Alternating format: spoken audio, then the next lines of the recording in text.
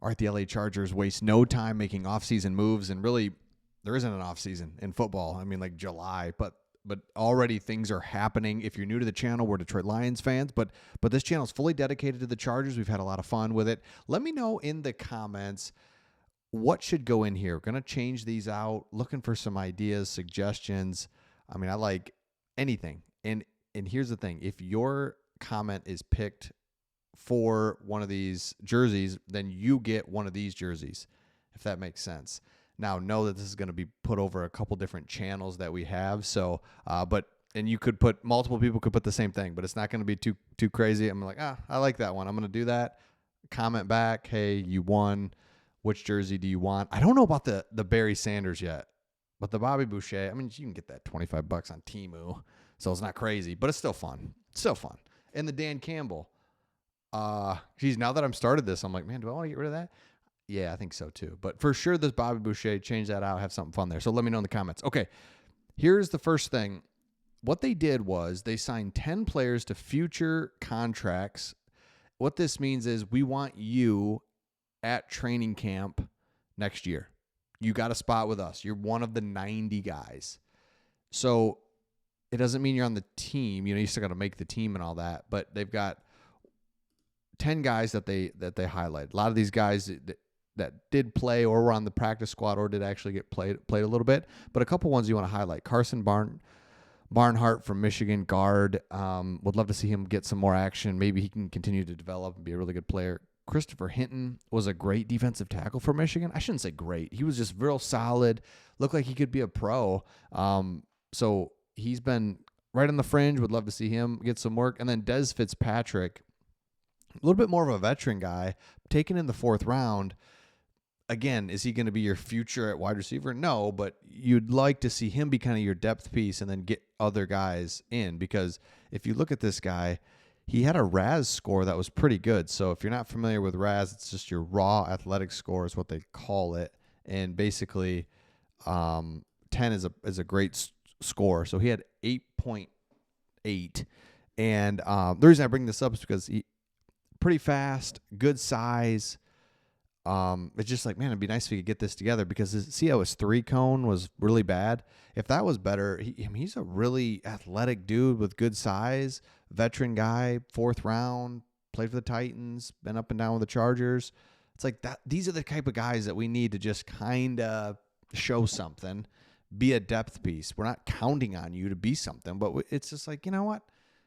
Be a little something for us, Dez. Come on. Okay.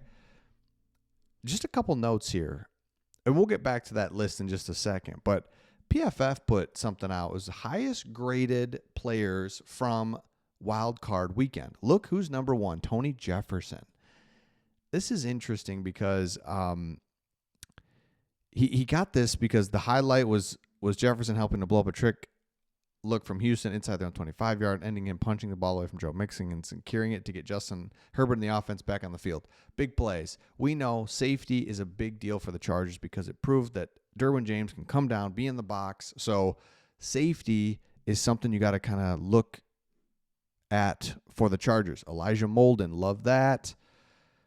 He got injured, so you're going to have some pieces coming back that maybe you forgot about. So speaking of that, well, actually, one other one here. I thought I saw. Yeah. Ladd McConkey, Gilman. So look at this. You've got PFF rankings from all the players. You've got 3 of your guys in the top 6. Okay, so the cupboard's not bare. It's not like, I don't know, let's see what we can do. It's like, obviously, we got some things here. You got a great quarterback, coach, players are there. So it could be good for the Chargers. Okay. Now let's look at this. I'm going to run through just quickly, and I think, I don't know if my screen's going to do it or not. Man, been having trouble with my screen here. Okay, it's fine. What we're going to do is I'm going to show you what a mock draft would look like, a full 7-round mock draft. We'll go through it quick. With these mock drafts, we'd love to give you guys ideas of things you can do. Don't like to just, I mean, you can go read 100 mock drafts, but the point is like, man, look at this. Look at these in the top couple drafts, and then look at the later drafts. So let me just show you this here. I say show you. I don't know, my screen's messed up, but here we go. At pick 22, they have this article has you Tyler Warren. If you go over to PFF, they have you Colston Loveland. What are those? 2 tight ends, the 2 top tight ends in the draft. Will they last that long? I don't know. I love the tight end pick. The reason the tight end pick is so good is because it's basically you're picking an offensive lineman. Both of those guys can block, but they can also be a threat in the pass game. So can you imagine getting a tight end? The more that I'm seeing it, the more it's like, that just would be awesome. And that makes so much sense. And it helps Justin Herbert, who we all agree didn't play well. We all get that. But we all agree that's like, he's just, wouldn't it be nice if he had weapons? I mean, he's got the coach. He's got the ability. He needs some weapons. With Ladd McConkey, who's just a rookie, and everyone knows he's getting the ball, they're still connected, still did really good things. All right, the next one is you go defensive tackle out of Ohio State with 55. Then you go Caleb Johnson, running back with pick 3. So you go tight end, defensive tackle, and running back. We've talked a lot about how we don't think that's going to happen. On this channel, we talk a lot about how, and you guys have interacted a lot, it's offensive line, offensive line, offensive line. Tight end would fit that bill, but then from there, we're going to go offensive line like it's our job. Because, and I know I'm talking out 2 sides of my mouth. I totally get that, because I just said we need to get weapons, and then also I said the offensive line. But I feel like we looked at this in another video. You can go back and look. The weapons look like they can be solved in free agency. $70 million in free agency, could be upwards to $100 million depending on Bosa, Khalil Mack if they retire. So let's just get some pockets of guys, see what we can do with the skill position. But that core offensive line really feels like it needs to be drafted, really needs to be young, because the facts are, really good offensive linemen just are not available in free agency. They're hard to find. They're supply and demand. You're just not getting these great offensive linemen coming out of college anymore, because, and they're still good ones, don't get me wrong, but the offenses are run a little bit different. So basically if you get an opportunity to get one, you get one. That's the bottom line when it comes to an offensive lineman. So let me know your thoughts in the comments on that.